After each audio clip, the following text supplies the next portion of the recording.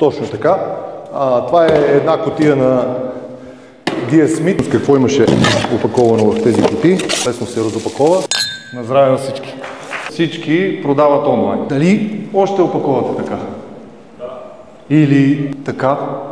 14 милиона тона годишно пластмаса свършва в океана. Това всичко го поглъщаме като микропластмаса в нашите организми с храните и напитките, които консумираме. Мислим, че е време тази порочна практика да спре. Тук стъпваме ние. Тук демонстрираме как в рамките на по-малко от 15 секунди вие успявате да опаковате два продукта супер устойчиво, без рязане, без тиксо. 40 стотинки на пратка. Смятате ли, че изглежда продукта по-добре? Нашите клиенти, те заслужават това.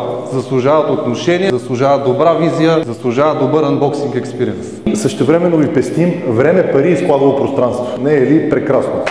Благодарим!